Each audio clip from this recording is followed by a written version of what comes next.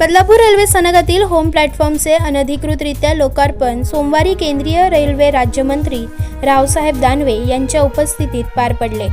कल्याण बदलापूर आणि कल्याण कसारा दरम्यान तिसऱ्या व चौथ्या रेल्वे मार्गासाठी भूसंपादनातील अडचणी सर्वोच्च प्राधान्य देऊन सोडवण्यात येतील, तसेच बदलापूर वासियांच्या सुविधा टप्प्याटप्प्यात पूर्ण होतील, अशी ग्वाही रेल्वे राज्यमंत्री रावसाहेब दानवे यांनी यावेळी दिली. अनेक दशकांची मागणी असलेल्या बदलापूर रेल्वे स्थानकातील होम प्लॅटफॉर्मचे अनधिकृत लोकार्पण रेल्वे राज्यमंत्री दानवे यांच्या हस्ते सोमवारी लोकार्पण करण्यात आले. यावेळी केंद्रीय पंचायत राज राज्यमंत्री कपिल पाटील उपस्थित होते. बदलापूरसह मध्य रेल्वेवरील प्रशासनाच्या सुविधांसाठी रेल्वे मुंबई रेल्वे विकास कॉर्पोरेशनच्या माध्यमातून विविध प्रकल्प सुरू आहेत, असे राज्यमंत्री रावसाहेब दानवे यांनी सांगितले. आज आपल्या देशाचे प्रधानमंत्री नरेंद्रभाई मोदी यांनी रेल्वेच्या विविध कामाचं 40,000 कोटी रुपयाचं उद्घाटन एकाच वेळेस केलेलं आहे. पहिल्यांदाच एका डिपार्टमेंटचं एवढं उद्घाटन करण्याची पहिली वेळ आहे. केवळ बदलापूरच नाही तर टिटवाळ्याला, बदलापूरला, शहाडला अनेक ठिकाणी अशा प्रकारची उद्घाटनं केली. मी आज दुपारी नाशिकला होतो. नाशिकला व्हील फॅक्टरी आणि देवळाली कॅम्पमध्ये रेल्वे स्टेशनचं उद्घाटन केलं. मोदीजी प्रधानमंत्री झाल्याच्या नंतर रेल्वेमध्ये आमूलाग्र बदल झालेला आहे. 2009 ते 14 केवळ 1100 कोटी रुपये रेल्वे विभागाला मिळायचे आणि आता मोदीजी प्रधानमंत्री झाल्याच्या नंतर गेल्या वर्षी 12,500 कोटी रुपये मिळाले. यावर्षी 15,500 कोटी रुपये मिळाले. आणि त्यामुळे हे प्रकल्प पूर्ण होण्यासाठी याचा उपयोग होणार आहे. देशामध्ये 1318 स्टेशन हे नूतनीकरणाला घेतलेले आहेत. त्यापैकी 5 ते 4 स्टेशनचं आज उद्घाटन करण्यात आलेलं आहे. अमृत भारत स्टेशन या उपक्रमाला नाव दिलेलं आहे. भिवंडीमध्ये 2 आहेत आणि त्याच्यामुळं असे अनेक कामं रेल्वे विभागाकडून सुरू करण्यात आलेले आहेत. या वर्षीच्या बजेटमध्ये 40,000 नवीन डबे आपण तयार करणार आहे आणि त्या डब्याची जी पद्धत आहे की आत्ता जी वंदे भारत ट्रेन सुरू झाली त्या धर्तीवर ते डबे साधारण ट्रेनला जोडल्या जाणार आहे. त्यामुळे आत्ता जो विषय निघाला होता की 12 डब्याची रेल्वे 15 डब्याची करा, त्यामुळं ते डबे तयार झाल्याच्या नंतर तोही प्रश्न सुटणार आहे.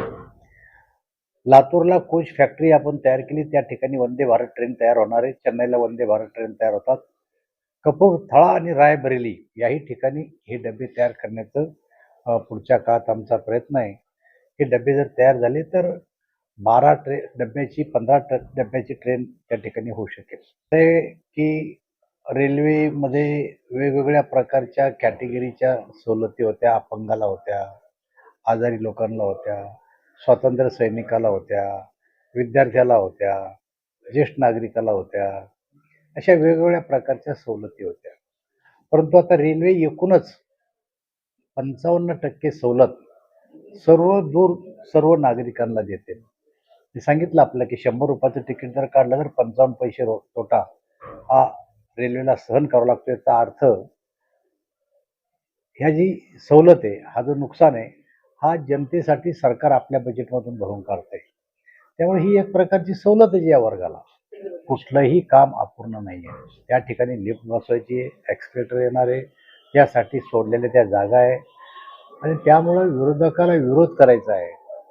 विकास कामं त्यांना करायची नाही आहेत. ज्यावेळेस ते सत्तेत होते तेव्हा 1100 कोटी रुपये रेल्वे विभागाला मिळत होते आणि आता 15,500 कोटी रुपये महाराष्ट्राला मिळालेले आहे. त्या टायमाला त्यांना त्यांच्या काळामध्ये कामं करून घेता नाही आले. त्यांना असं वाटतं आता यांच्या काळात कामं होऊ राहिले. त्यामुळे केवळ लोकांचं नजर दुसरीकडे नेण्यासाठी हे त्यांचा विरोध करतायत. निश्चितपणाने गेल्या अनेक वर्षापासूनची मागणी बदलापूर होम प्लॅटफॉर्मची होती. 2014 साली भिवंडी लोकसभा क्षेत्रातील लोकांनी मला खासदार केल्यानंतर तेव्हाचे DRM निगम यांना घेऊन मी सगळ्या सहकाऱ्यांसह बदलापूर होम प्लॅटफॉर्मची पाहणी केली आणि त्या दिवशी खऱ्या अर्थाने ती मुहूर्तमेढ रोवली गेली की या ठिकाणी बदलापूर होम प्लॅटफॉर्म करायचं. आणि मग MRVCच्या माध्यमातून तो प्रस्ताव पाठवला गेला. त्या प्रस्तावाला मंजुरी मिळाली. काम निश्चितपणाने डिले झालं, परंतु आज लोकांच्या सेवेमध्ये बदलापूर होम प्लॅटफॉर्म हा हजर झालेला आहे. निश्चितपणाने बदलापूरवरून प्रवास करणाऱ्या प्रवाशांसाठी खऱ्या अर्थाने ही पर्वणी आहे. थोड्याफार प्रमाणात त्यांच्या प्रवासाच्या सुविधेमध्ये आम्ही भर घातली असं म्हटलं तर वावगं ठरणार नाही. मी त्यांना झालेल्या त्रासाबद्दल दिलगिरी व्यक्त करतो आणि रेल्वे प्रशासनाने फार मोठ्या प्रमाणात प्रयत्न करून हे होम प्लॅटफॉर्म तयार केलेलं आहे. त्यामध्ये जेव्हा हे मंजुरीसाठी प्रस्ताव दिला तेव्हा रेल्वेने नगरपालिकेला प्रस्ताव दिला की आम्हाला आवश्यक असलेली 28 मीटर जागा ही देणं रेल्वेची जागा नसल्यामुळे नगरपालिकेने ती जागा दिली पाहिजे. तत्कालीन सगळेच नगरसेवक असतील, नगराध्यक्ष असतील, तेव्हाचे CO असतील, आम्ही नगरपालिकेमध्ये जाऊन बैठक घेतली तेव्हाही काही लोकांनी विरोध केला होता. मग मला शेवटी असं बोलावं लागलं होतं की होम प्लॅटफॉर्मचं काम कॅन्सल करावं का, इथपर्यंत आमची चर्चा. तर हे सगळे साक्षीदार आहेत त्या गोष्टीचे. नंतर त्याला संमती मिळाली. मग रिक्षा स्टँड जात नव्हता, ही साक्षीदार आहे. हिच्यासोबत मी रात्री 10 वाजता रिक्षावाल्यांच्या त्या रिक्षा स्टँडला भेट दिली आणि त्या ठिकाणी त्यांना शाश्वत केलं की तुम्हाला ज्या पद्धतीने एंट्री पाहिजे त्या पद्धतीची एंट्री नगरपालिकेच्या शिवोनही त्या ठिकाणी बोलवून ती एंट्री तुम्हाला मिळेल अशा प्रकारची शाश्वती त्यांना दिल्यानंतर त्यांनी तिथून रिक्षा स्टँड हलवलं आणि आपल्याला काम करायला त्या ठिकाणी संधी मिळाली.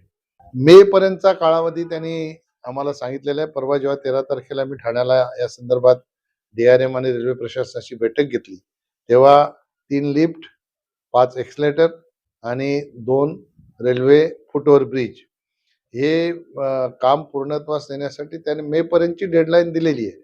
परंतु काही तांत्रिक अडचणी जर आल्या, ब्लॉक वगैरे नाही मिळाले तर थोडंसं टाइम इकडे तिकडे होऊ शकतो. परंतु रेल्वे प्रशासनाचा प्रयत्न आहे, कारण मोदीजींच्या काळामध्ये आता गतिशक्ती ही संकल्पना आलेली आहे आणि त्यामुळे सगळी कामं ही जलद गतीने होत असतात. आणि दोन्ही मंत्री, रेल्वे मंत्री अश्विनी वैष्णवजी, रावसाहेब दानवे साहेब हे सतत रेल्वे प्रशासनाच्या बैठका घेऊन जी पेंडिंग कामं आहेत ती पेंडिंगची कशी निघेल आणि जी कामं मंजूर झालेत ती जलद गतीने कशी पूर्ण होतील याच्यासाठी सततच प्रशासनाला सूचना देत असतात, आदेश देत असतात. त्याच्यामुळे मला खात्री आहे की त्यांनी दिलेला टाइम पिरियड आहे त्याच्यामध्ये निश्चितपणाने कामं पूर्ण होतील.